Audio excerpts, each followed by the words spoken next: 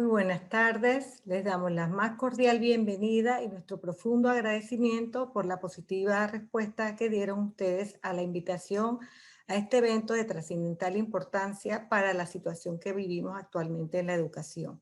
Vamos a dar inicio a esta actividad con las palabras de bienvenida de Mónica Fábrega, directora de operaciones de Knowledge Group. Buenas tardes, Mónica, bienvenida. Buenas tardes, muchas gracias. Gracias a ustedes por estarnos acompañando hoy en este conversatorio Regreso al aula, oportunidades y experiencias. Al igual que todo el mundo, el 2020 representó para Panamá un reto en todos los ámbitos y la educación se vio afectada en gran medida. Con el fin de proteger a nuestros niños, jóvenes y personal de los planteles educativos, nos vimos en la necesidad de cambiar la modalidad de estudio a una virtual o a distancia, realizando cambios monumentales y a toda velocidad.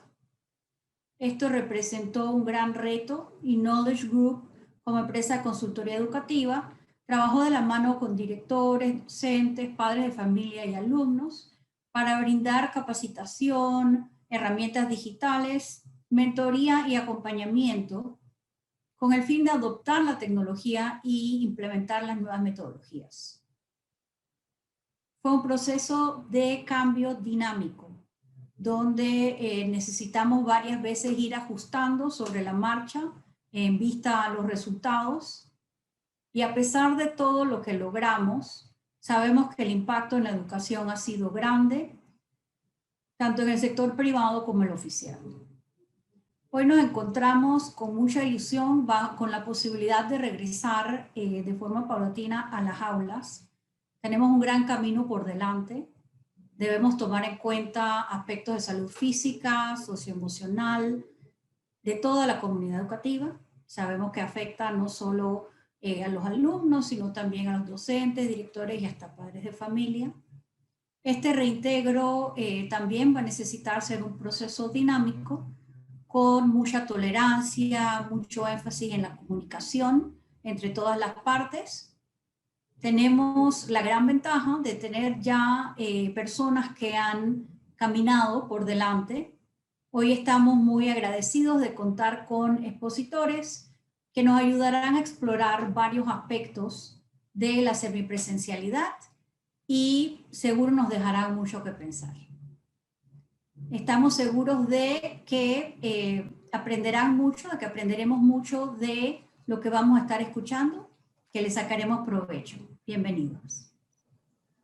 Muchas gracias, Mónica. Bueno, vamos a dar inicio a las ponencias del día de la tarde de hoy, que estamos seguros van a ser de mucha utilidad y van a proveer información valiosa para este regreso a las aulas tan necesario.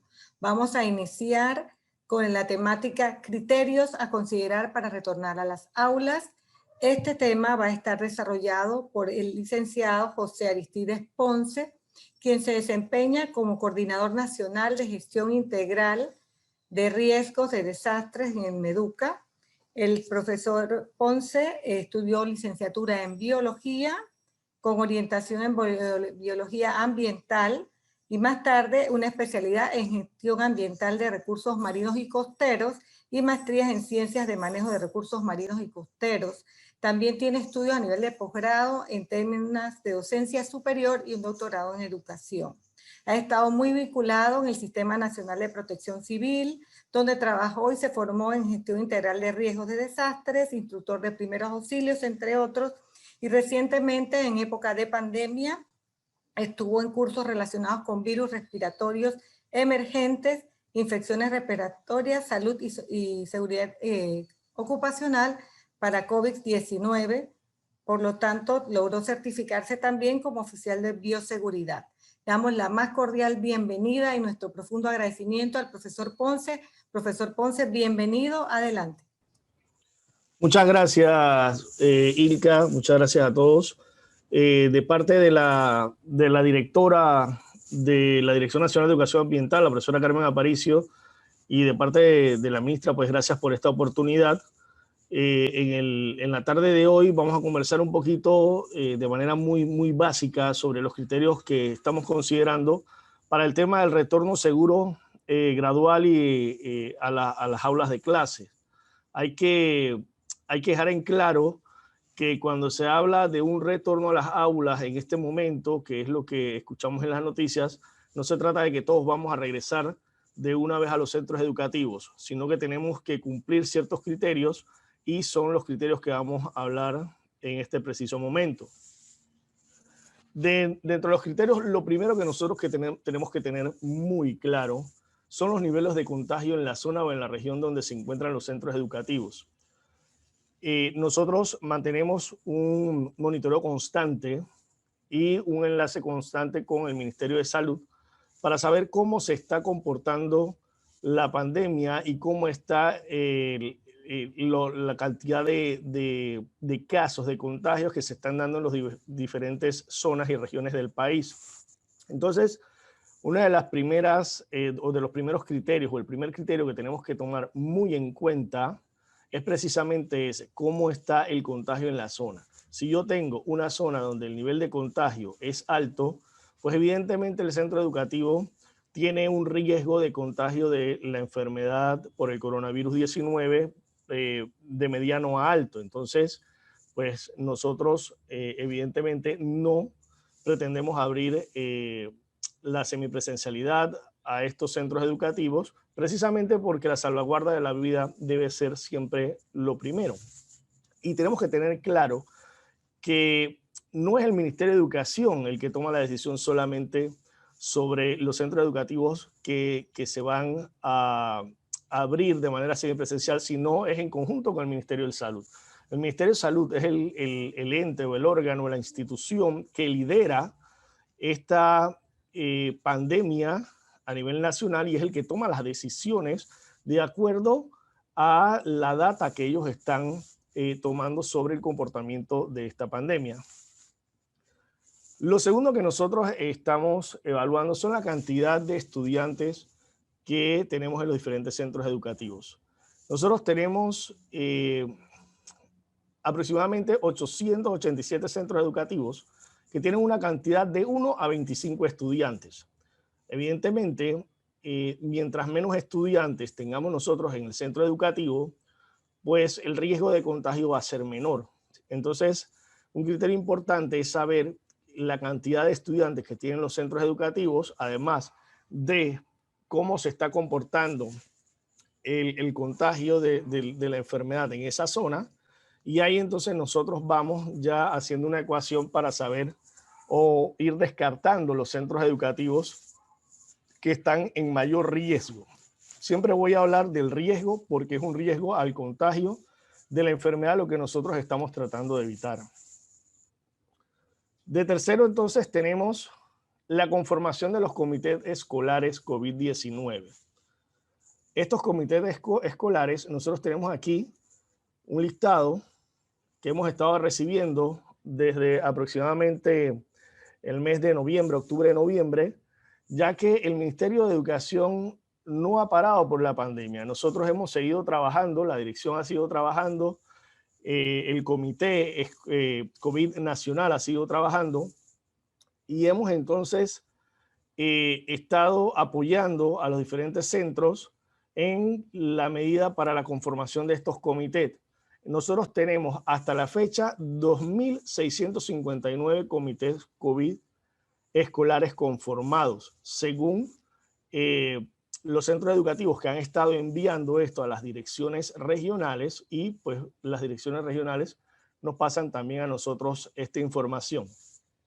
Y son 2.659 de un total de por ahí unos 3.900 centros educativos, contando los oficiales y los particulares. Como cuarto punto, luego ya que tenemos ese comité conformado en el centro educativo, el centro educativo tiene que establecer cuáles van a ser las metodologías de jornada de atención educativa. Sabemos que tenemos nuevas necesidades con esta pandemia y esas nuevas necesidades tienen que responder a objetivos específicos para poder nosotros llevar la educación de la mejor manera de acuerdo a lo que estamos viviendo. Y para eso entonces los docentes del plantel tienen que trabajar de manera en equipo para establecer cuáles van a ser esas metodologías de la jornada de atención, cuáles van a ser los horarios, cuáles van a ser los grupos que van a asistir al plantel y de qué manera ellos van a llevar esas necesidades educativas, teniendo siempre en cuenta pues, los parámetros que hemos estado estudiando para la prevención o para disminuir el riesgo de contagio de la COVID-19. Asimismo, los centros educativos deben entregar un protocolo escolar. Ese protocolo escolar debe estar basado en la guía para el establecimiento de las medidas de bioseguridad para la reducción de riesgos de contagio de la COVID-19 en los centros escolares. Esta guía que tenemos aquí en esta imagen fue publicada por el Ministerio de Educación en nuestro sitio web el 15 de septiembre del 2020. Quiere decir que desde el 15 de septiembre del 2020, toda la población en general puede accesar a esta guía, puede leerla, puede estudiarla y puede entonces también elaborar cada centro educativo su protocolo de bioseguridad para poder entonces implementarlo y poder entonces que la dirección regional haga la revisión, al igual que en algunos casos también lo hacemos en lo que es el Comité Nacional. Cabe destacar que esta guía fue elaborada en un proceso de varios meses en el cual pasó la revisión del Ministerio de Salud, pasó la revisión del Ministerio de Trabajo, pues, y al final fue validada y es lo que entonces el instrumento que nosotros le estamos dando a los centros educativos para elaborar sus protocolos de bioseguridad. Es una guía muy fácil de utilizar, que está diseñada para que se adapte a las necesidades de los diferentes centros educativos, porque sabemos que la realidad de los centros educativos varía, a pesar que muchos están a una corta distancia unos del otro, pues presentan realidades muy diferentes. Entonces, lo que busca esta guía es que el centro educativo pueda tomar de ella lo que le facilite la implementación y descartar pues lo que no sea necesario en ese plantel. Como quinto punto, entonces, está la inspección por el equipo regional del Ministerio de Salud. Estas inspecciones muchas veces las hacemos en conjunto. En otras ocasiones, pues el equipo del MINSA va a realizar la inspección de manera separada, pero nosotros también realizamos una inspección, que más que una inspección es una orientación al centro educativo para explicarle cómo deben implementarse las medidas y fortalecer esas medidas de prevención dentro del plantel. Nosotros utilizamos esta lista de verificación que aquí pongo la primera página de la lista.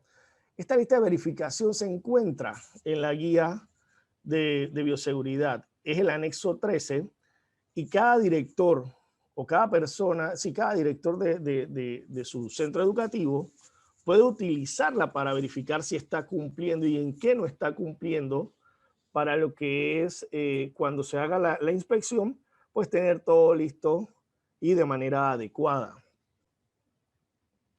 Finalmente, pues se hacen las adecuaciones finales del plantel según las recomendaciones que le ha dado el Comité Regional COVID-19.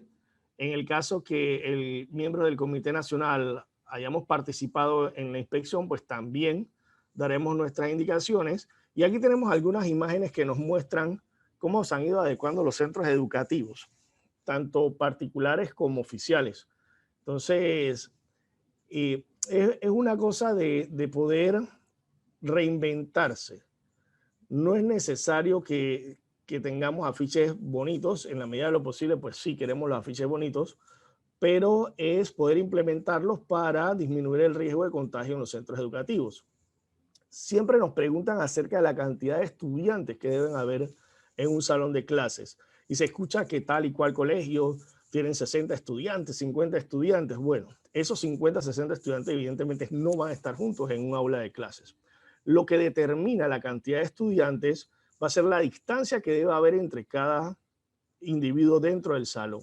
Y es una distancia de 2 metros la que nosotros estamos utilizando. Sabemos que esas distancias han ido variando en el transcurso de la pandemia, pero preferimos ser más conservadores para disminuir por todos los medios el riesgo de contagio. Aquí podemos ver, por ejemplo, en este salón, cómo están distribuidas las bancas. Aquí tenemos 12, caben en este salón 12 estudiantes. Si no me equivoco, en este salón hay 2 sillas que no salen y pueden ingresar hasta 14 estudiantes manteniendo los 2 metros de distancia. Y pues las señalizaciones para saber en qué punto puedo sentarme, en qué punto no puedo sentarme para mantener esa distancia también en las diferentes zonas del colegio. Aquí tenemos esta diapositiva, una diapositiva que nosotros utilizamos durante las jornadas de capacitación a los docentes y a los comités escolares que hemos tenido para que ellos se puedan guiar sobre cómo vamos nosotros llevando los pasos para poder llegar a una certificación. Entonces, dentro del Ministerio de Educación, el plantel primero debe conformar su comité escolar, elaborar su protocolo. En esta elaboración del protocolo, pues no solamente es hacer el protocolo de bioseguridad, nosotros vemos el protocolo de bioseguridad porque es lo que nos interesa, porque es lo que llevamos en la dirección y en el comité, pero también aquí tienen que estar las metodologías para la atención de los estudiantes. Luego esta metodología y este protocolo van a ser revisados y luego entonces se realiza la visita al centro educativo. Si se cumple con todos estos parámetros, si el área donde se encuentra el centro educativo tiene riesgo de contagio mínimo por la cantidad de casos que hay, hemos visitado zonas en donde durante toda la pandemia no ha habido ni un solo caso de COVID-19, por ejemplo. Y si también cumple con la cantidad de estudiantes, pues entonces podemos decir que esa escuela será certificada porque el MINSA, pues evidentemente, al hacer su inspección también corroborará lo que nosotros hemos estado trabajando. Y esto que está aquí, pues fue publicado el 30 de marzo en las redes sociales del Ministerio de Educación, donde está resumido de alguna manera lo que nosotros acabamos de ver. Entonces, los pasos para poder tener una escuela segura o la ruta para las escuelas seguras no es algo que tengamos en secreto, y lo que buscamos es facilitar a cada uno de los colegios, a los directivos, cómo poder conseguir que se atiendan a sus estudiantes, porque sabemos que es importante esta atención presencial. Y bueno, para terminar, quiero compartir esta frase de John Ruskin, que decía que educar a un niño no es hacerlo aprender algo que no sabía, sino hacer de él alguien que no existía. Y es de lo que trata la educación, de formar personas mediante la guía que somos todos nosotros, no solamente las personas que han estudiado educación. Así que muchas gracias. Gracias, profesor Ponce, por su presentación. Vamos a continuar con las presentaciones de la tarde de hoy. En esta oportunidad corresponde al tema impacto de las interacciones entre pares en el desarrollo socioemocional de niños y jóvenes. Esta presentación está a cargo de la profesora Ana María Flores. Ella es la secretaria ejecutiva del Comité de México, Centroamérica y el Caribe de la Sociedad Interamericana de Psicología. Hoy día funge como coordinadora de la Escuela de Psicología de la Universidad Latina de Panamá. Tiene una vasta experiencia como docente en los distintos niveles de enseñanza, desde primaria hasta la universidad, pregrado y posgrado. Ha participado en gremios nacionales e internacionales de psicología, en investigaciones de temas de interés. Liderizó el proyecto Santa Ana Adelante, modalidad virtual en términos de pandemia. En términos de formación, la profesora Ana María Flores es psicóloga de la Universidad Santa María de la Antigua. Tiene una maestría en Educación con énfasis en Didáctica de la Universidad Latinoamericana de Ciencia y Tecnología, ULACIT, y una maestría en Psicología Social de la Universidad Latina. Muy buenas tardes, profesora Ana María. Muchísimas gracias por acompañarnos y le damos el pase para que nos presente el tema asignado a usted. Gracias. Buenas a todos, un placer estar con ustedes aquí. Bueno, el impacto de la interacción de los pares en el desarrollo socioemocional de los niños y jóvenes es muy fuerte. Nosotros como personas adultas lo hemos sentido e igualmente los estudiantes. Yo como psicóloga puedo señalar que para poder salir de todo este proceso, aquí nos dice Enrique Pichon Rivière, que es un psicólogo social, en tiempos de incertidumbre y desesperanza es imprescindible gestar proyectos colectivos desde donde planificar la esperanza junto a otros. Y eso va del trasfondo de todo lo que hemos tenido que hacer para hacer ajustes de cambio. En referencia a la experiencia, pues en el momento de pandemia todavía hoy en día tenemos que lidiar como psicólogos y todos los que tienen que ver con la salud mental de lo que están experimentando los estudiantes, la desmotivación, el sentirse poco animados, y eso tenemos investigaciones propias de la OMS.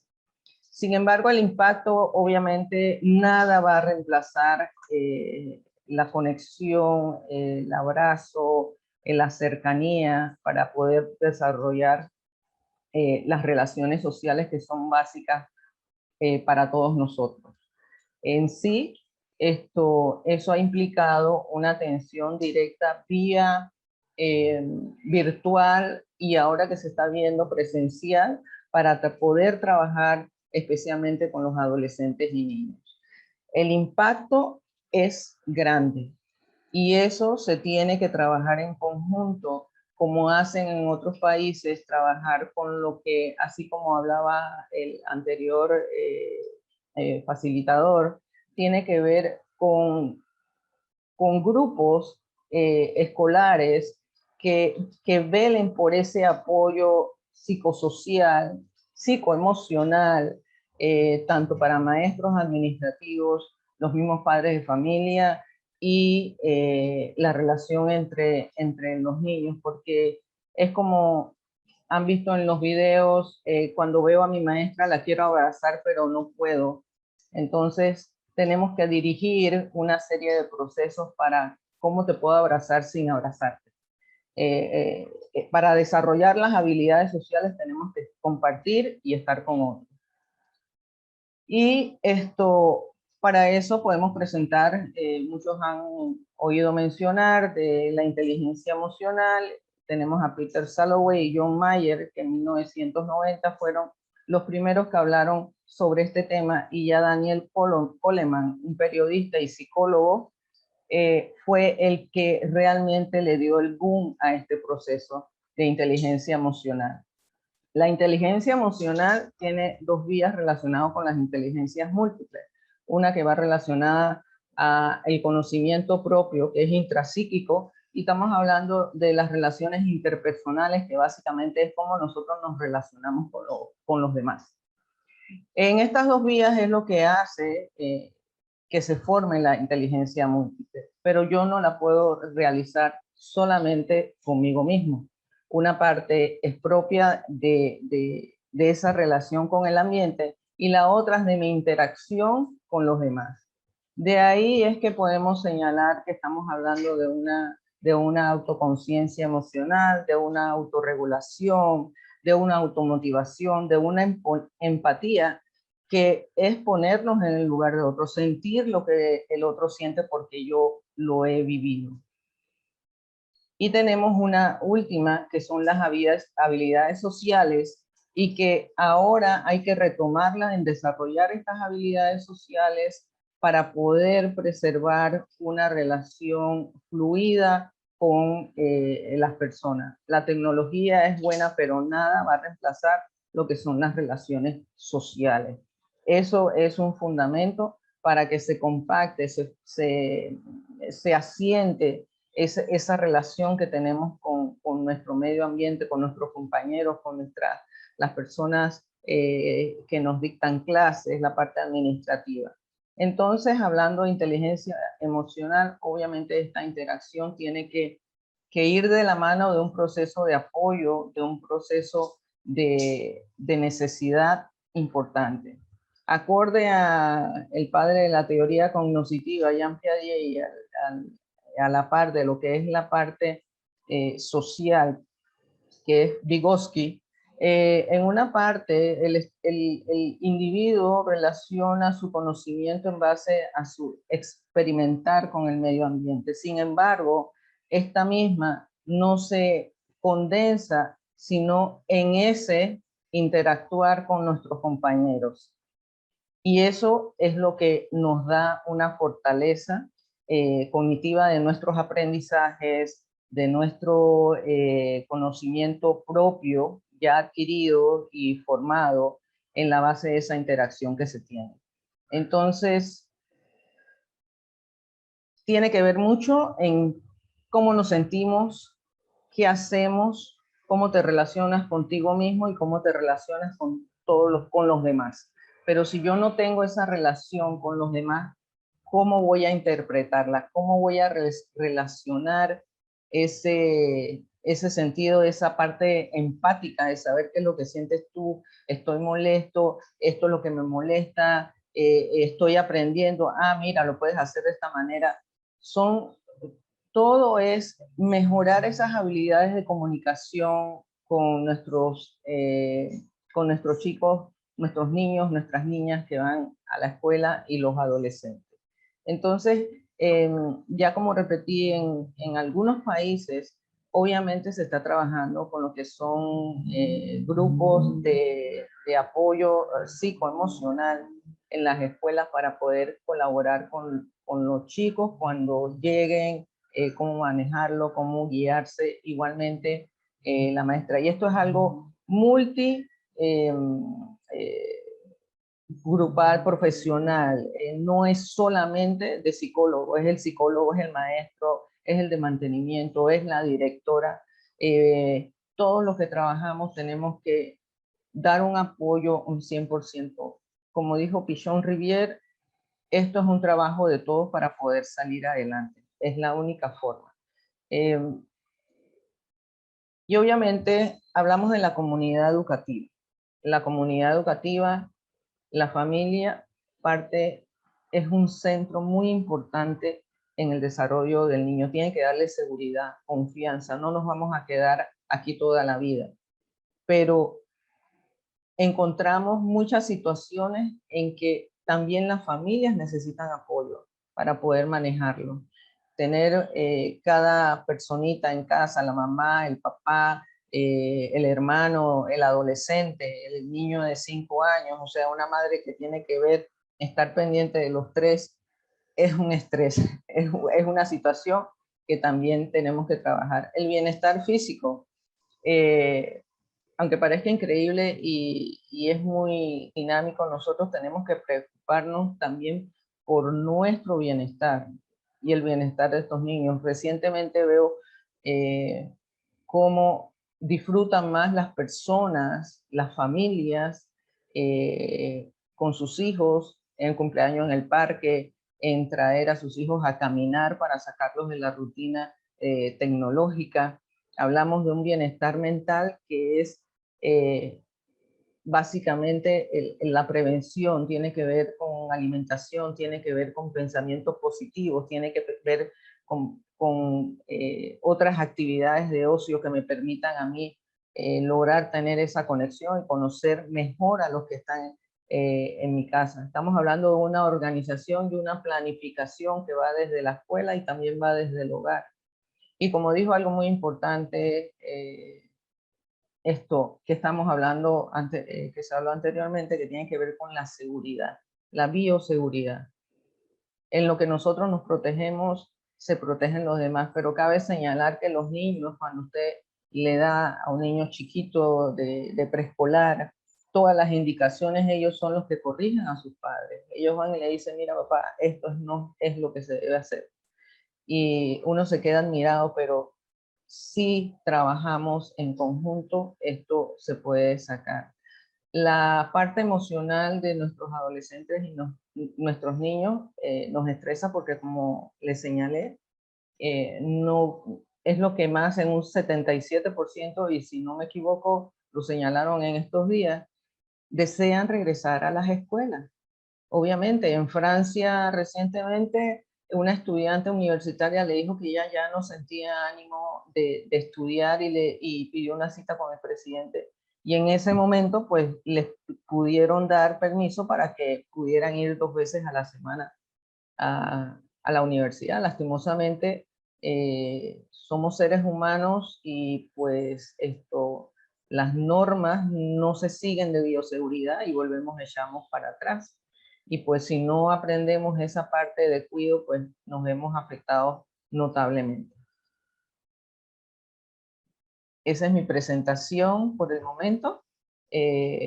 Para mí es muy importante el trabajar, como les digo, los psicólogos estamos al 100%, igual que otras personas relacionadas con la salud mental, desde todos los puntos de vista para apoyar tanto a personas adultas de la tercera edad, los niños, las niñas, por ese deseo de regresar, de extrañar a sus compañeros, y es la base esencial de las relaciones interpersonales de acuerdo a la inteligencia emocional, y que sabemos que nada va a reemplazar este tipo de vínculo ante la realidad que estamos viviendo.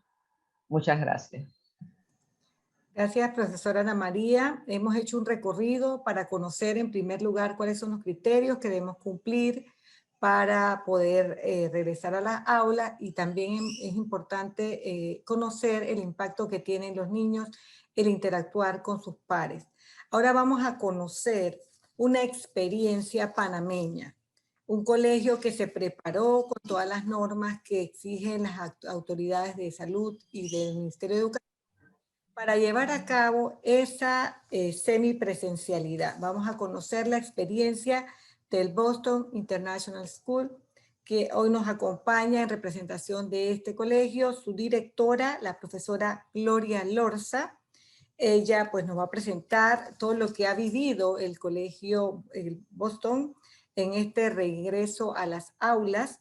La profesora Lorza es una docente internacional canadiense dedicada a la enseñanza y el aprendizaje en distintos países como Colombia, Chile, Argentina y Perú. No solo ha tenido experiencia en aula, sino también en el desarrollo profesional de profesores en todo el mundo. Hoy día se desempeña, como les dije, como directora del Boston School, y en el pasado lo fue de la Academia Hebrea de Panamá. Ha tenido experiencia en distintos colegios en Colombia, y a nivel de su educación se ha formado en liderazgo educativo en Harvard, en capacitación de directores en universidades de Estados Unidos, liderazgo educativo y tipos de mentes en la Universidad de Carolina del Norte.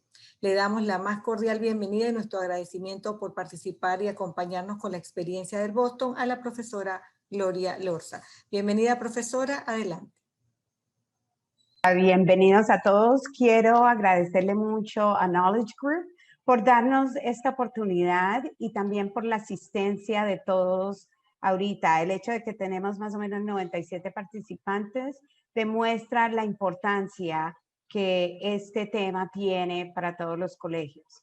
Y lo único que les puedo decir es que esto se hace en equipo con MINSA y Meduca, que definitivamente yo me siento muy agradecida por la licenciada Carmen Aparicio, la ministra de Educación, la licenciada Pinzón, que nos han ayudado muchísimo a nosotros en el grupo de país para poder lograr los objetivos. Entonces, empecemos. Nope. Yep. Nope. Yep. Nope. Yep. Nope.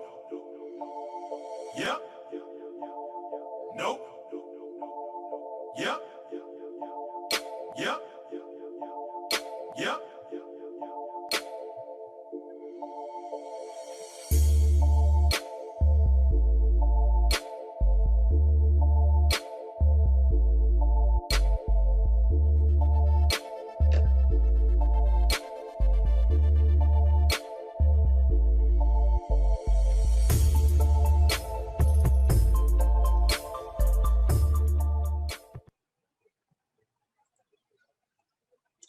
¿Cómo se siente en realidad esto de COVID, bioseguridad, regreso a nosotros inicialmente como tutorías?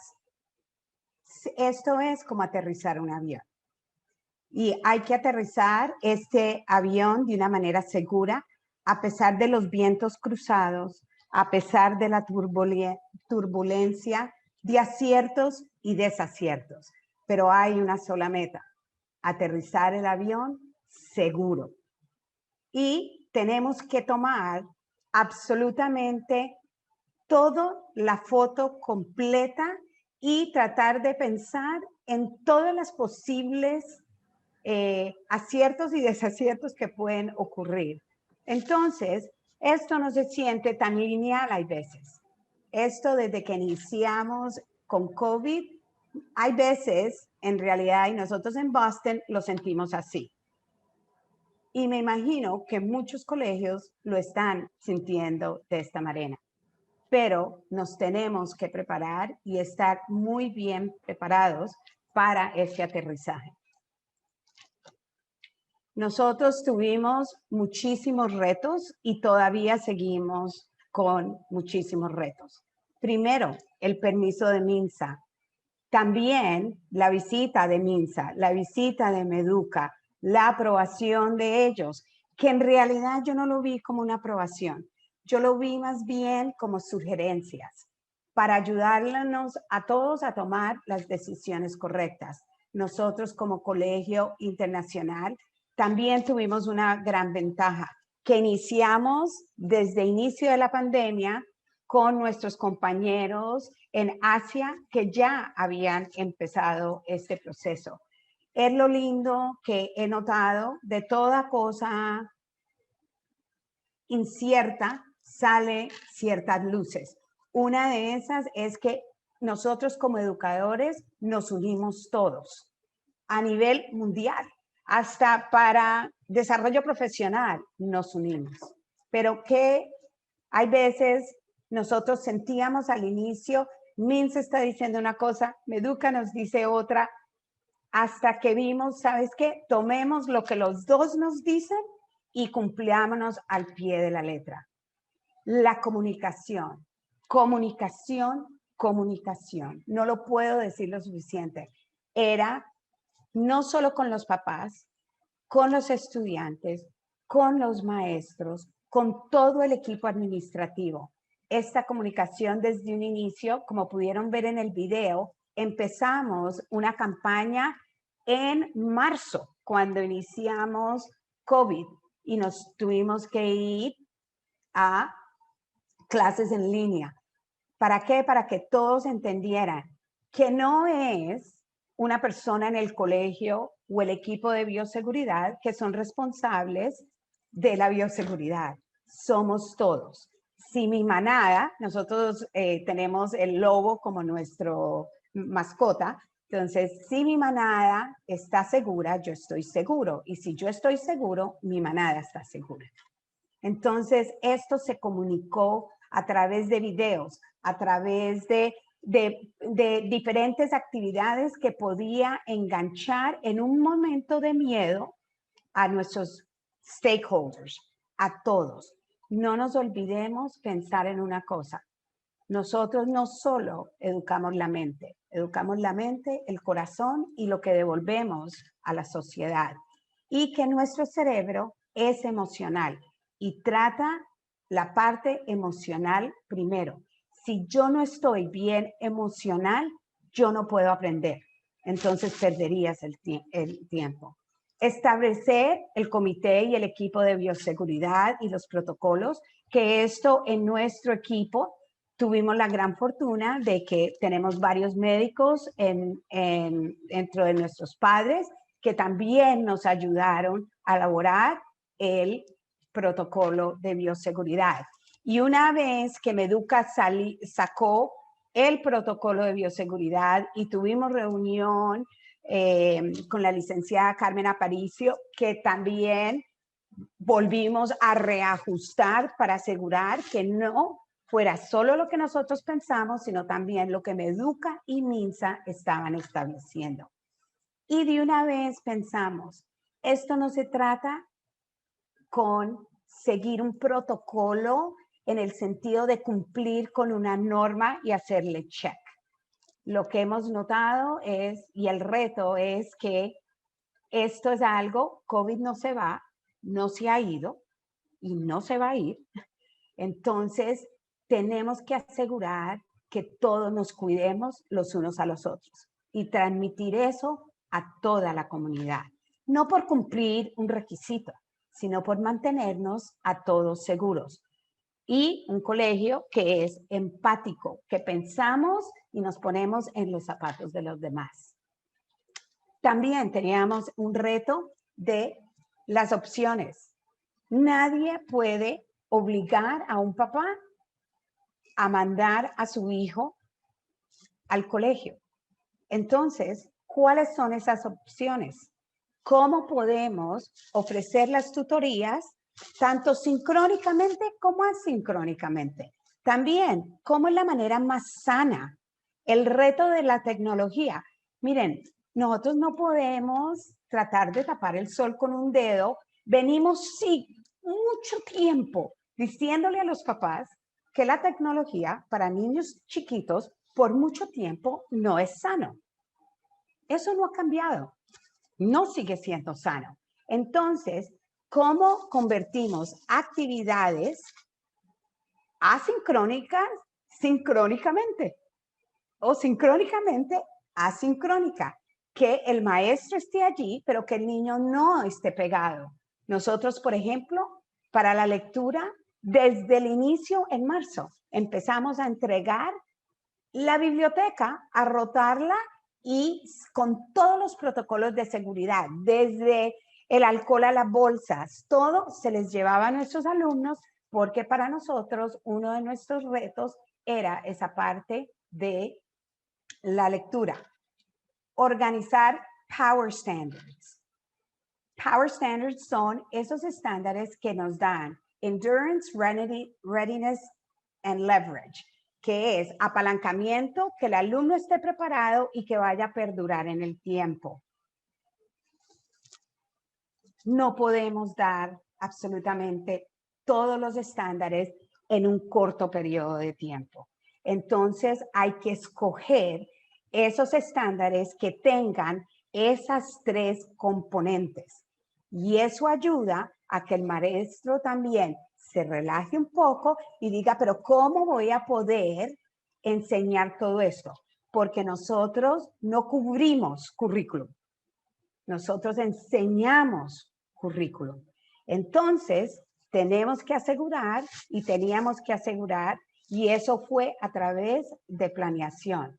Nuestros maestros iniciaron clases mucho antes que nuestros alumnos y tuvimos un mes simplemente preparándonos para este retorno en tutorías que no sabíamos que iba a ser una posibilidad. También, por ejemplo, dentro de los retos, nosotros tenemos un colegio bastante pequeño, entonces yo creo que eso facilita mucho la vida para nosotros, pero teníamos que convertir el colegio en un solo sentido. ¿Por qué?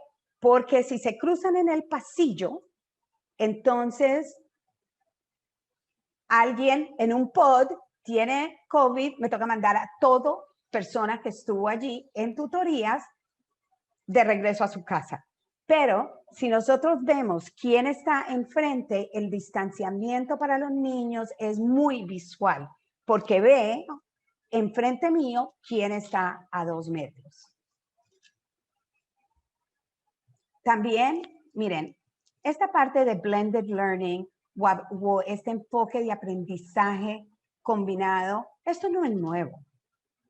El poder darlo de una forma formal en línea y en casa. Esto no es nuevo y es un método en realidad dentro de muchos años en educación que llevamos haciendo esto, pero es entender y priorizar, to prioritize, qué es lo que debemos de dar.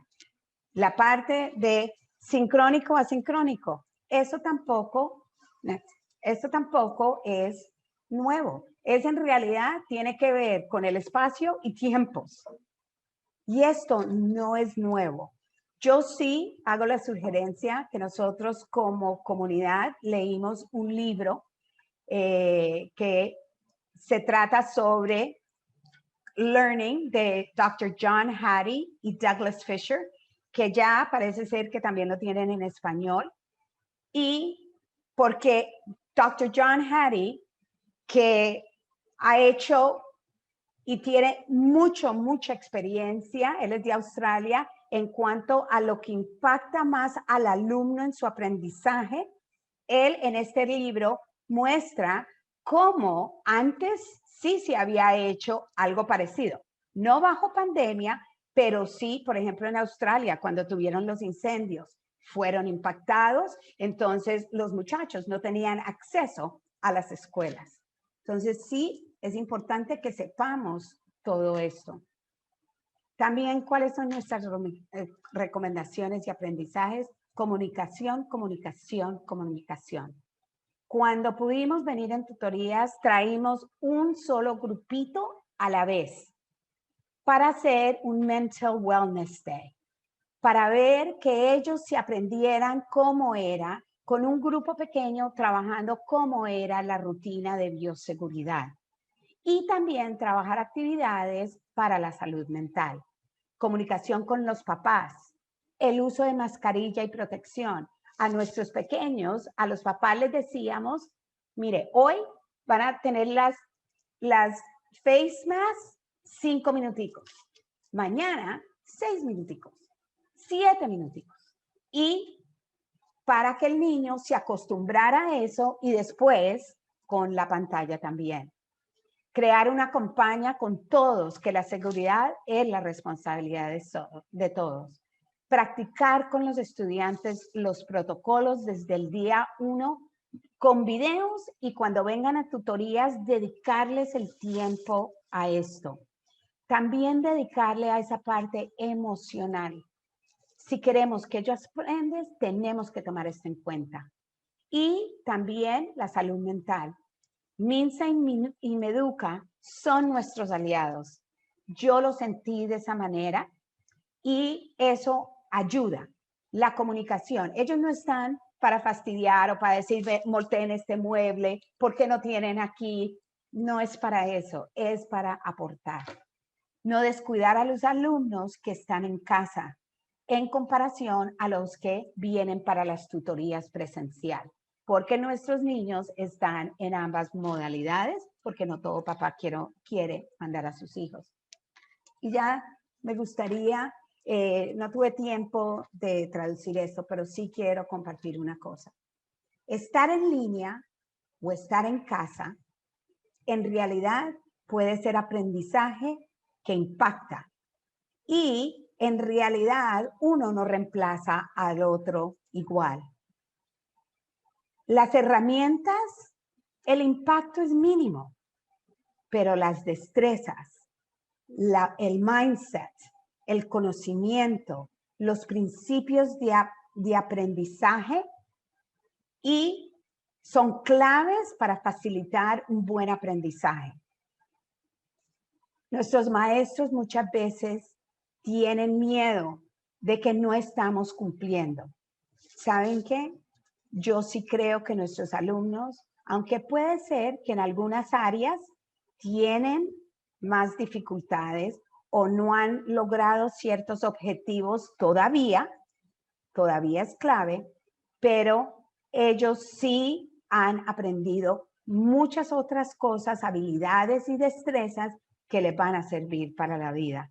Y una de esas es empatía y ponernos en los zapatos de los demás y trabajar en equipo. Cooperación es supremamente importante. darles el feedback, autonomía en su aprendizaje, darles a nuestros alumnos voz, no importa dónde estemos, ni cuál es el medio que utilizamos. Eso lo dijo John Micton del Principal Training Center.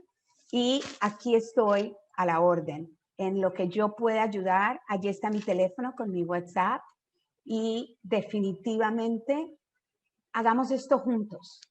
Y el que necesite de nuestra cooperación, Boston School está no solo para los estudiantes de Boston School, sino para los estudiantes y maestros de Panamá que queremos hacer este viaje juntos para poder aterrizar el avión de una manera segura. Gracias.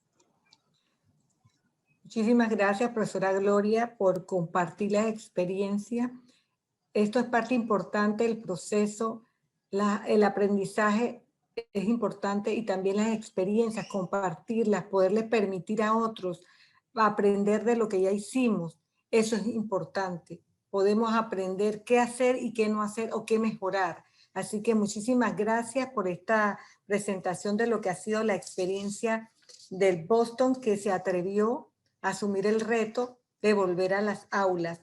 ¿Que habrá dificultades? Es probable que sí, pero la vida sin dificultades no es vida, así que hay que atreverse. Ahora vamos a dar paso al señor Francisco Trejos. Él nos va a presentar experiencias de semipresencialidad en la comunidad educativa internacional. Francisco se desempeña hoy día como oficial de educación de UNICEF en Panamá. Él es ingeniero industrial de profesión, egresado de la Universidad Tecnológica de Panamá y tiene cursos de liderazgo y coaching del New Teacher Center de Estados Unidos y sistemas de educación técnica y vocacional en el Instituto Técnico Especializado de Singapur. Se ha desempeñado tanto en el sector público como en el sector privado y en organizaciones no gubernamentales y consultorías en organismos internacionales. Desde el 2008 está involucrado en programas educativos como la Mesa Interinstitucional Proyecciones del Talento Humano en Panamá, participando CENACYT, UTP, IFARU e INADE, Asociación Panameña para el Avance de la Ciencia, Programa Nacional de Orientación Vocacional y Empleo de Mitradel, Proyección de Fortalecimiento de la Formación y la Inserción Laboral de Panamá de OIT, Fundación para la Promoción de la Excelencia Educativa, y desde UNICEF colabora con la asistencia técnica a ministerios como Educación, Desarrollo Social y Salud en temas de planificación estratégica, generación de evidencias, primera infancia, educación en emergencia, prevención de la exclusión educativa y educación intercultural bilingüe.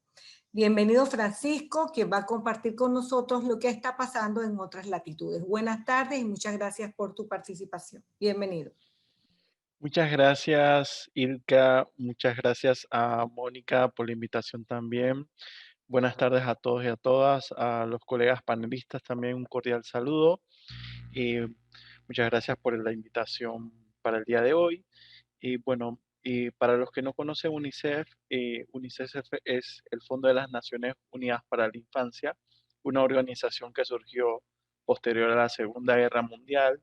Hoy en día tenemos más de 70 años y somos los veedores de la Convención de los Derechos del Niño que se promulgó en el 89 y que fue ratificada en Panamá en la década de los 90.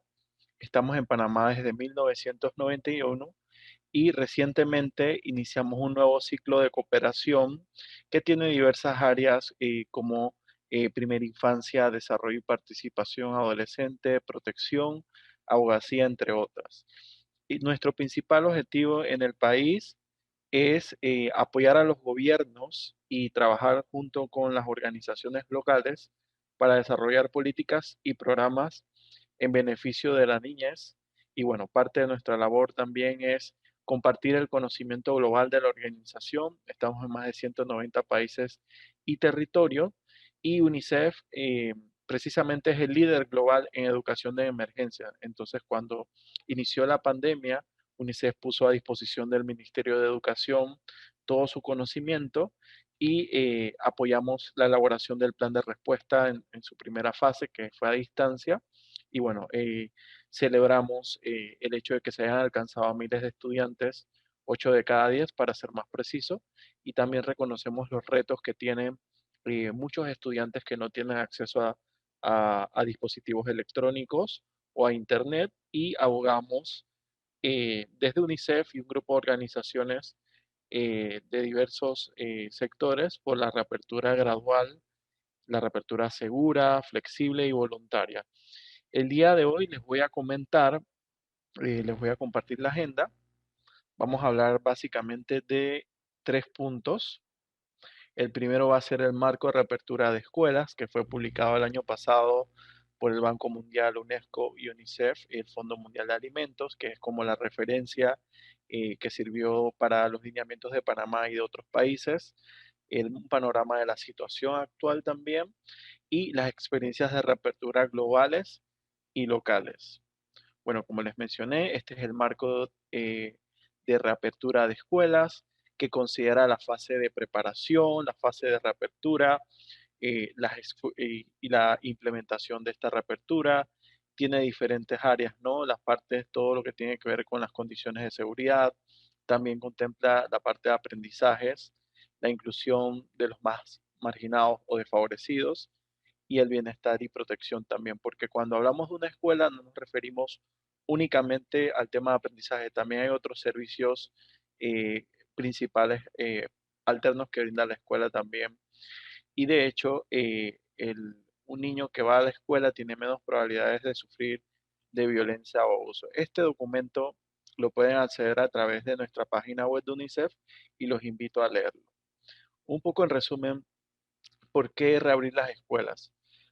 Precisamente porque mientras más días pasan, mientras más meses pasan, las probabilidades de abandonar la escuela van aumentando, ¿no?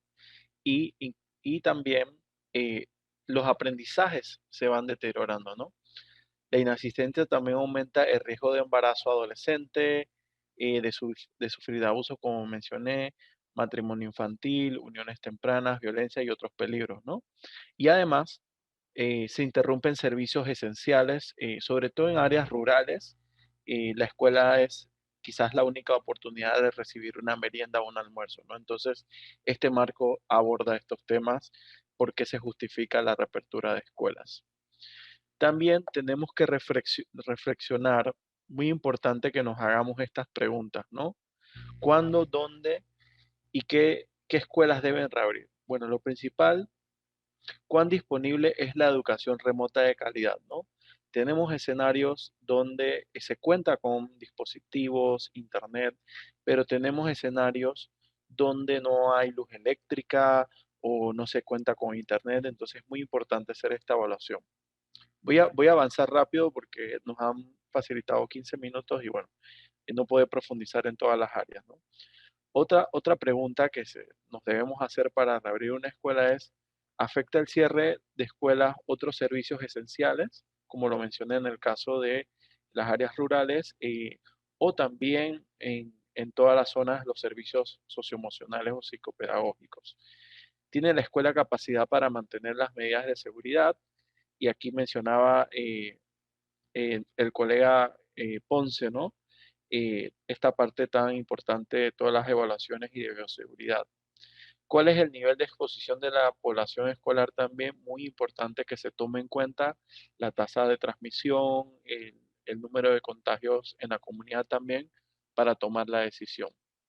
Y bueno, podemos ver aquí en resumen el detalle de las actividades que incluyen cada una de las fases, ¿no? Y esto no quiero profundizar mucho en esto, pero ya fue mencionado por los demás panelistas, ¿no? La elaboración de protocolo, el diálogo con los maestros y padres, la planificación de las etapas de reapertura. Muy importante a nivel de política pública, el financiamiento, ¿no? Porque se tienen que generar recursos para garantizar una reapertura correcta, ¿no? Y la formación de los docentes también adaptándose a las nuevas realidades. El proceso de reapertura también conlleva que las escuelas tengan las condiciones de bioseguridad, continuar con las capacitaciones, la constante práctica de higiene, el lavado de manos, el distanciamiento, los horarios escalonados de entradas, salidas, recreo también, el proceso de desinfección, muy importante la recuperación académica. El Banco Mundial estima que los aprendizajes se ven impactados hasta en 2 años de escolaridad y que en estos momentos, en el caso de Panamá, más de un 85% de los estudiantes eh, no llegan a nivel mínimo eh, en su aprendizaje, ¿no? Antes de la pandemia estábamos hablando de un 70%, pero un cierre tan prolongado tiene impactos muy negativos en el aprendizaje en general de la población y también las evaluaciones de riesgo, ¿no? Como lo mencionaron los panelistas, ¿no? El cierre y apertura de escuelas en caso tal de que se detecten casos, ¿no? Y muy importante, cuando se realice la reapertura, tener un adecuado monitoreo, una cultura de cambio sobre la limpieza y desinfección, incremento de la inversión en educación, una comunicación clara y garantizar el acceso de la población con mayor grado de vulnerabilidad. Tenemos estudiantes que han tenido más de 16 meses sin pisar una aula y definitivamente debe ser la población prioritaria, los niños con discapacidad, etcétera. Bueno, aquí podemos ver un poco cómo fue el panorama de la educación desde el año pasado, ¿no? Y podemos ver en color rojo los países que tenían las escuelas cerradas, en color amarillo los países que tenían las escuelas parcialmente abiertas y en color azul los países que tenían las escuelas abiertas y en celeste los digamos que el break académico, ¿no?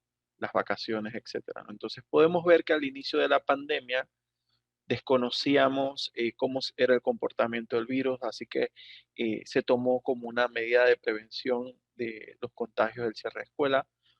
Gradualmente, a lo largo de pasaban los meses, digamos que poco a poco se fueron iniciando pilotajes.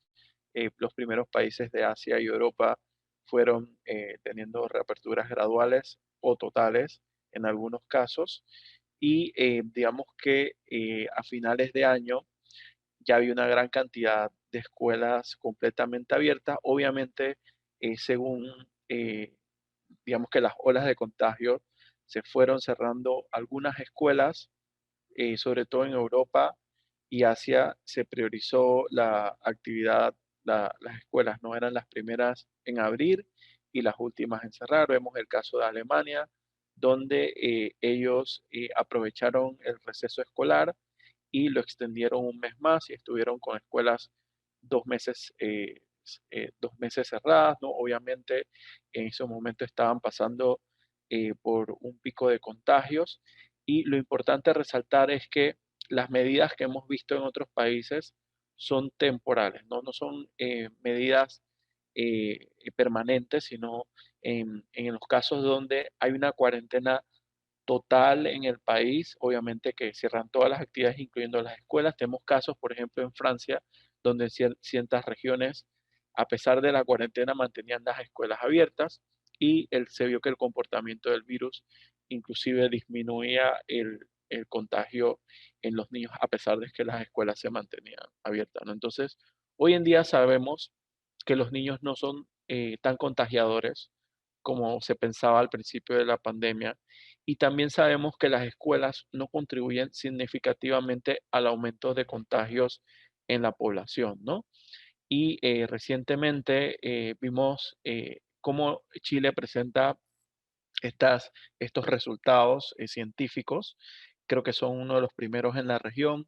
Teníamos estudios de Asia, Europa, pero recientemente Chile también corrobora estas investigaciones científicas, ¿no?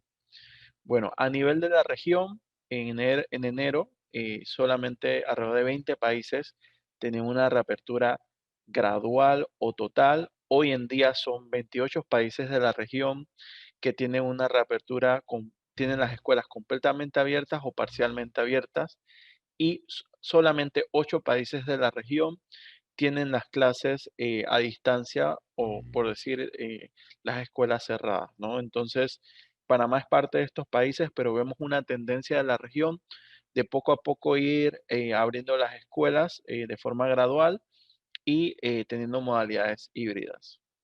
Aquí podemos ver algunos ejemplos de cómo ha sido la reapertura en la región, el caso de Guatemala, este es el caso de Costa Rica, que inclusive podemos comentar que sus centros de desarrollo de atención infantil no cerraron nunca durante la pandemia.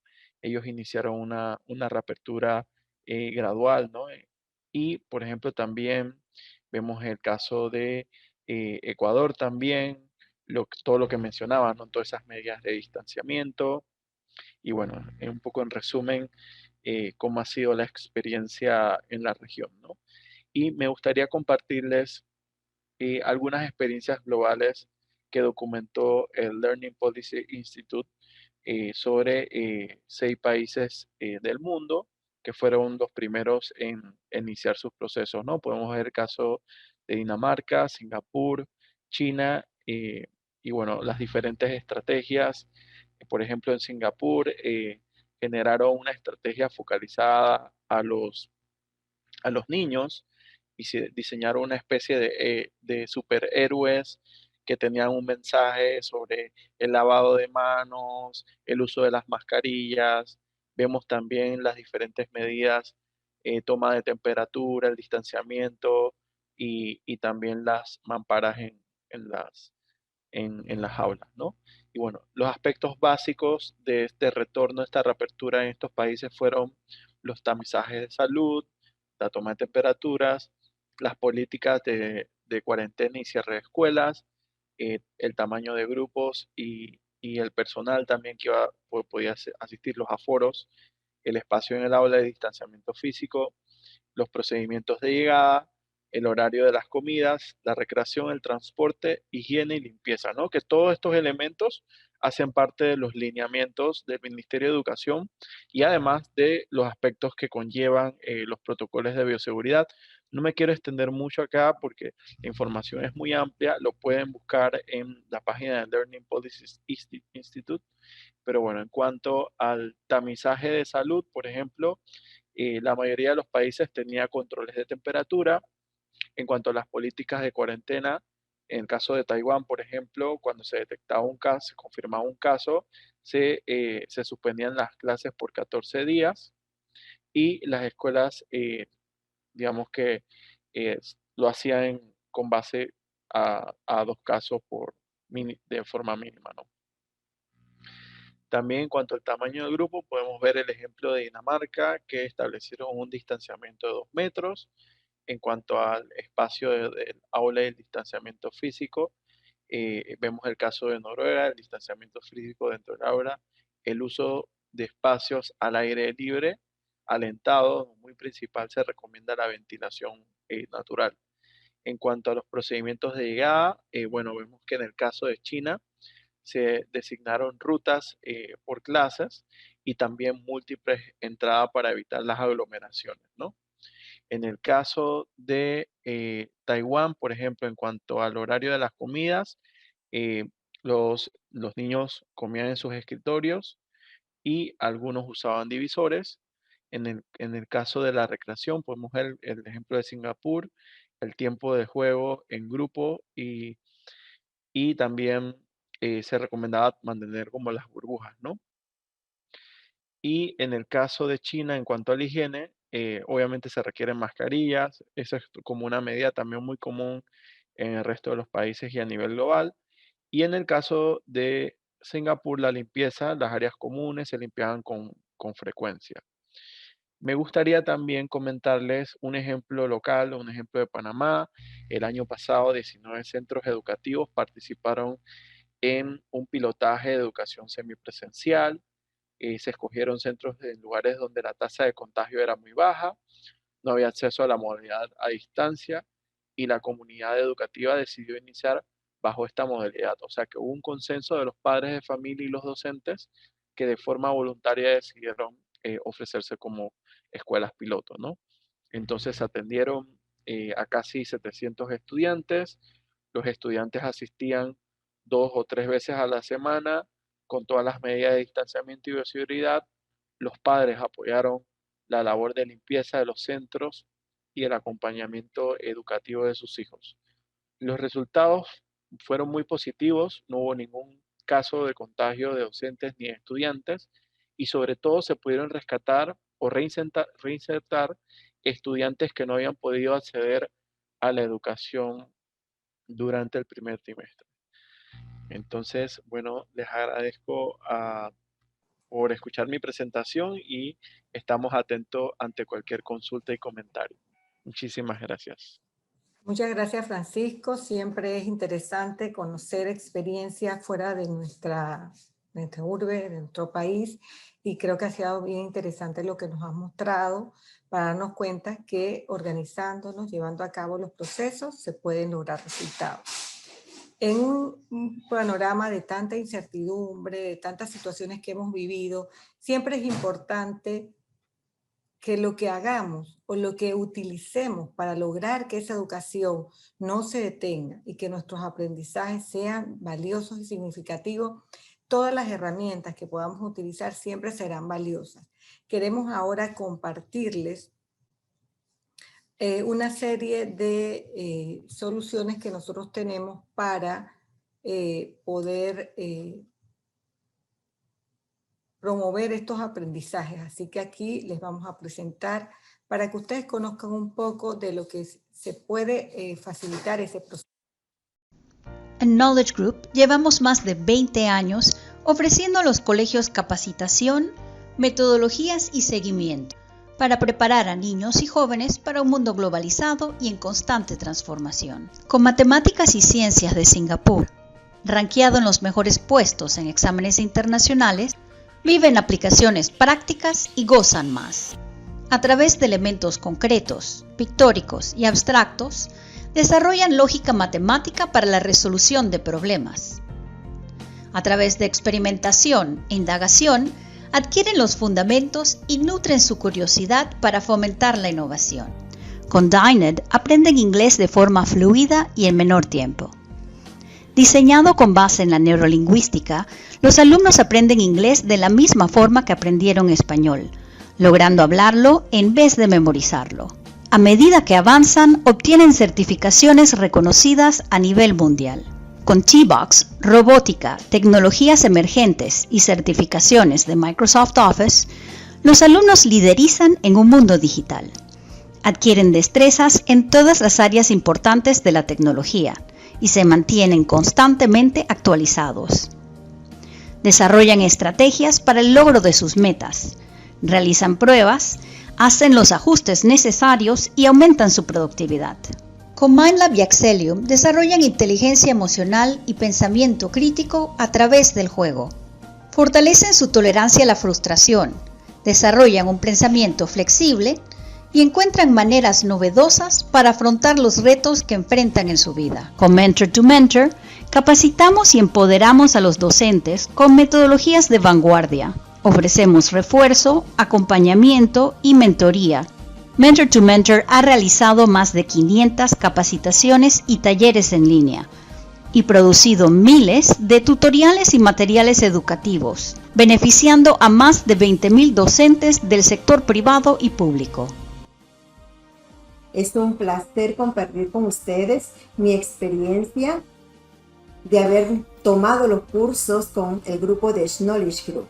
Cada curso fue para mí una inversión enriquecedora, porque sus metodologías, estrategias, enseñanzas de manera práctica, aplicando la interactividad propia de la virtualidad, me ayudaron a sentirme segura como profesora, capaz de motivar a mis estudiantes a tomar el reto y llegar juntos a la meta. Sí, muy buenas tardes a todos.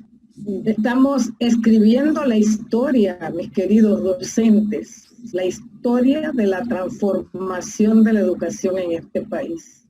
A Knowledge Group, nuestro eterno agradecimiento porque la verdad, ustedes se pasaron. La verdad lo hicieron extraordinario, dieron más de lo que nosotros como directores de colegios estábamos esperando.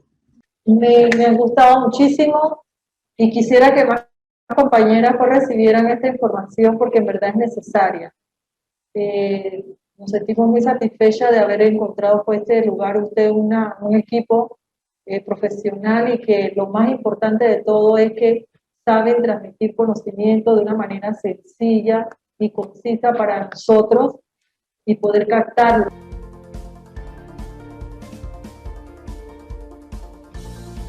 En Knowledge Group les invitamos a formar parte de esta comunidad educativa. Contáctenos a través de nuestras redes. Estamos para servirles. Tenemos algunas preguntas que vamos a irle brindando a nuestros panelistas para que vayan respondiéndole al público. Para la profesora Ana María tenemos: ¿cómo recomienda que los docentes manejen los aspectos emocionales de los alumnos al regresar a las aulas? Profesora Ana María, si nos puede ayudar con la respuesta. Aló, Ilka, ¿la repite, por favor? Disculpa. Nos señalan qué recomienda para que los docentes manejen los aspectos emocionales de los alumnos al regresar a las aulas. Bueno, mira, para trabajar las emociones de los chicos, pues igual como nos sentimos nosotros, es poder ayudarles por medio de la expresión, es como hacer que digan con sus propias palabras cómo se sienten referente a la pandemia. Si me da rabia, bueno, ¿cómo expresas esa rabia? Tratando de que ellos verbalicen o plasmen en un dibujo y que puedan hablar de ello. Es una de las maneras como se debe trabajar, sin criticar, porque la idea es que ellos suelten esas emociones que me molesta, que no puedo abrazar a mis amiguitos, eso es normal.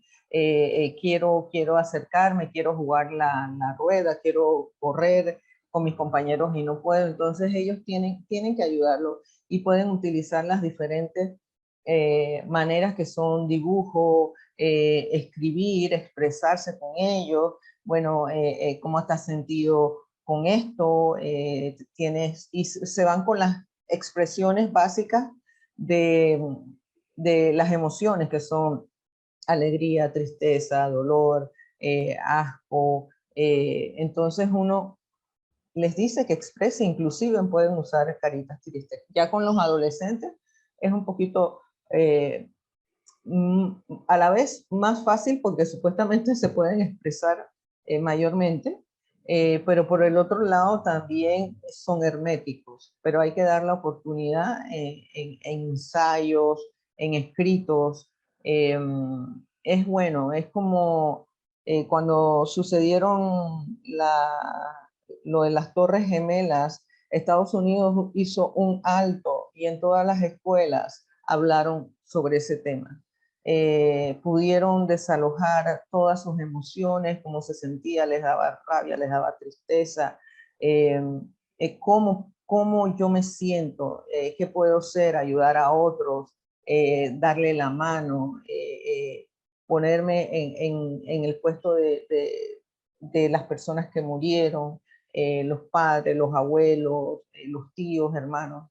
Entonces es muy importante ayudarlos a ellos a expresarse por las vías que tengan accesibles: escritura, dibujo, composiciones. ¿Qué quisieras decirme para que me sienta mejor? En esa medida existen muchas técnicas, existen muchos links que permiten ayudar con esta parte emocional, inclusive técnicas o ejercicios que ellos pueden trabajar con los niños en casa, dependiendo en la escuela al regreso. Siempre lo primero que tienen que hacer es, como decir, los 5 minutos de expresión, ¿ya?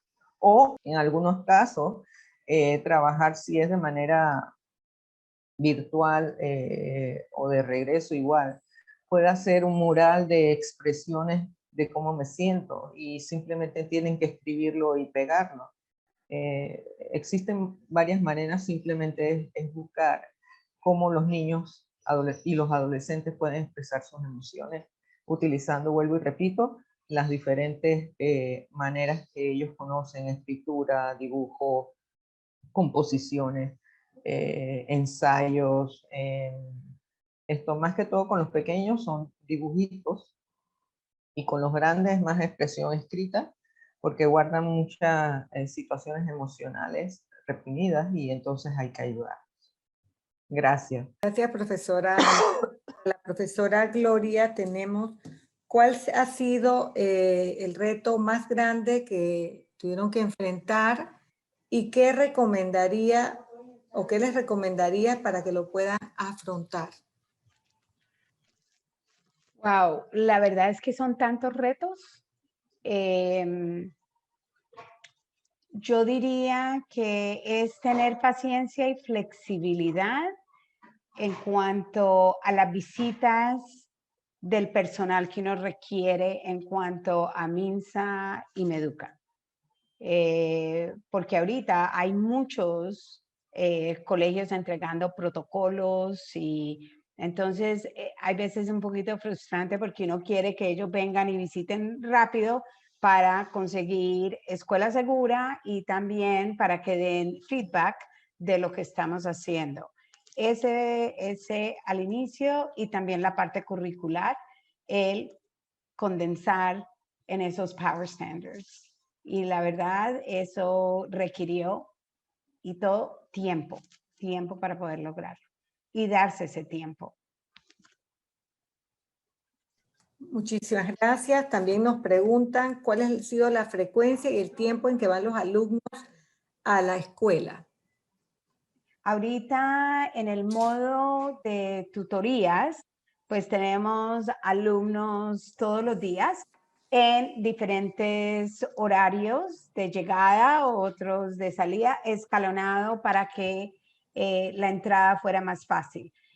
Una de las cosas que nosotros hicimos en el colegio es tener a la entrada, no usar el gel alcoholado en los más pequeños, sino compramos unos lavamanos que ponemos afuera del colegio, que solo se manejan con los pies, para tratar de que los más pequeños no tengan tanto exposure al alcohol y al gel alcoholado, porque se ha visto que no es tan sano para pieles tan sensibles y tan pequeños. Entonces, eso también es otra manera de los protocolos que utilizamos para la entrada. Excelente, muchas gracias. Profesora Ana María, quería complementarnos algo con relación a las recomendaciones para los docentes. Adelante, profesora Ana María. Sí, cuando hablamos con todo este proceso y hablando de las emociones, es muy importante que se trabaje de manera integral. Asimismo que se trabaja con los niños, hay que trabajar con los docentes, porque también tienen una serie de situaciones que necesitan soltar para poder seguir en el día a día, porque también tienen familias, también tienen situaciones de pensamientos referentes a su trabajo, de dar un buen servicio, de contar con la capacitación adecuada. Entonces, una de las cosas que ha funcionado mucho es trabajar con técnicas de mindfulness, trabajar mucho con lo que es la respiración, hacer ejercicios cortos que pueden ayudar a los chicos a desestresarse, igual a los docentes. Entonces, esto es algo que también pueden incluir dentro del proceso de capacitación. Capacitamos a los docentes, capacitamos a los niños, estamos regulando nuestras emociones, estamos regulando nuestros sentimientos, tanto docentes, inclusive en la parte administrativa, que es lo que hemos estado haciendo en varias ocasiones con diferentes empresas, con diferentes escuelas, ayudando a padres de familias de diferentes rangos de edad para que logren este proceso con sus niños, ayudándolos igualmente en ambas vías, ayudar a los padres, a llevar a los hijos, pero tiene que ver mucho también un estudio de trabajar de una manera integral con toda la comunidad educativa. Gracias. Gracias, profesora Ana María. Para el profesor Ponce, ¿cuánto tiempo toma el proceso para poder darle un permiso a un colegio para que pueda iniciar la semipresencialidad? Y por la misma línea, ¿cuál ha sido el mayor reto que han enfrentado en este proceso de reiniciar clases semipresenciales? Bueno, buenas tardes. En cuanto al tiempo, pues nosotros desde el año pasado estamos trabajando con los centros educativos. Entonces, el tiempo es relativo. El tiempo es relativo y va a depender de varios factores, ¿no? Si nosotros excluimos el factor que tiene que ver con el nivel de contagio que hay dentro de la comunidad educativa donde se encuentra el centro escolar, entonces va a depender del tiempo que demore el centro educativo en poder elaborar su protocolo de bioseguridad, aplicarlo dentro del centro, poner las señalizaciones, para que entonces cuando se sienta listo poder entonces llamar al Ministerio de Salud o a la regional de la Dirección Regional de Educación para que se le haga la evaluación. Entonces ese es un proceso que puede demorar de varias semanas hasta inclusive meses, como se han dado algunos casos en ese sentido. Y pues yo pienso que dentro de las complicaciones está el poder llegar a todos los docentes en las jornadas de sensibilización. Nosotros hemos pues estado trabajando arduamente desde prácticamente agosto del año pasado, dando sensibilización sobre temas acerca del SARS-CoV-2, cómo funciona el virus, para que las personas comprendieran cómo debemos o por qué debemos nosotros protegernos de tal o cual manera, y también sobre precisamente cómo utilizar la guía de bioseguridad. Entonces, el llegar a la mayor cantidad de docentes pues ha sido arduo, teniendo en consideración que el equipo de trabajo pues no es muy grande. Somos realmente un equipo bastante limitado en cuanto a personal, pero se ha estado haciendo el trabajo pues y hemos llegado ya, el último número que estábamos manejando, estábamos rondando en los 10.000 docentes. Así que de esa manera creo que a pesar de todas las dificultades, pues hemos estado tratando de hacer la labor y llegarle para poder entonces seguir el siguiente paso que sería ya poder implementar la semipresencialidad en los diversos centros académicos que lo permitan de acuerdo a los niveles de contagio de la pandemia. Muchas gracias, profesor Ponce. Para la profesora Gloria, en la experiencia del Boston, ¿todos los grados fueron considerados para esta semipresencialidad o tienen algunas recomendaciones para grados específicos? Nosotros decidimos tomar a todos los grados para esta parte de iniciar con las tutorías, porque algunos alumnos necesitaban mucho más de las tutorías que otros. Entonces, allí sí se tomó en cuenta recomendaciones de, nosotros tenemos un departamento que se llama el Personal Achievement Department, que está compuesto de psicólogos, psicopedagogos y también de necesidades especiales. Y el primer target fue ese. Y ya después tomar en cuenta a todos los alumnos.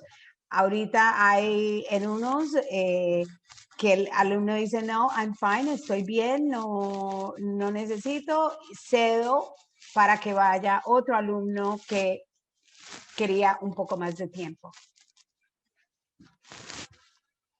Excelente. Para Francisco, en base a lo que ha sido la experiencia de la región de América Latina, ¿qué recomendaciones podrías brindarles a Panamá para que salgamos adelante y logremos impactar de manera positiva de nuestros niños que estuvieron por muchos meses alejados de las aulas por diversas razones? Claro, lo que nosotros recomendamos es que se dé una reapertura segura, gradual, flexible y voluntaria, ¿no? Segura, que se cumplan con todas las medidas y y elementos de bioseguridad, el distanciamiento, las burbujas o la división de grupos en días o semanas alternadas, también énfasis en el lavado de manos, la limpieza del salón, las entradas escalonadas y en cuanto a la gradualidad, nosotros recomendamos que se inicie con experiencias pilotos, ¿no? Vemos el caso, por ejemplo, de los centros de atención infantil en Panamá, que iniciaron en febrero, eran 2 solamente los que iniciaron, después fueron 5 y fueron aumentando hasta 30 y hoy en día son 60, ¿no? Se ha generado una experiencia local. También al principio lo que se busca es generar confianza en el proceso porque existe mucho miedo de parte de los padres, ¿no? Entonces ellos al principio muchos no van a querer enviar a sus hijos a la escuela, lo hemos visto en casi todos los países donde se ha iniciado la reapertura, pero poco a poco se va ganando la confianza en el proceso de reapertura, ¿no? Y también flexible, y como lo han mencionado varios de los panelistas, se debe tener diferentes estrategias, ¿no? No hay una única solución, digamos que en los casos donde la educación a distancia pueda garantizar el derecho a la educación se mantiene, en los casos donde no se logra el aprendizaje ideal o se requiere algún tipo de apoyo especial, tenemos las tutorías, la educación semipresencial o las visitas domiciliarias inclusive, que son experiencias que hemos visto sobre todo en la región suramericana, ¿no?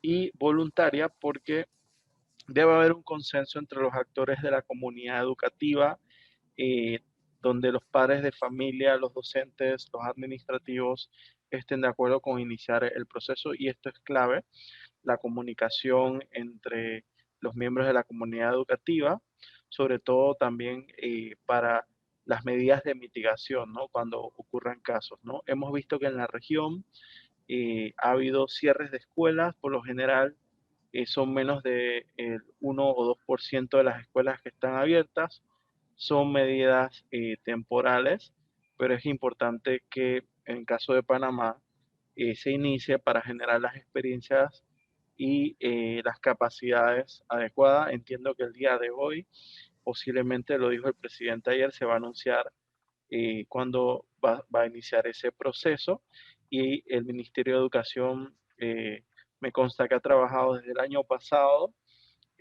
para tener todos los lineamientos, la preparación de los comités y también las adecuaciones en algunos centros, ¿no?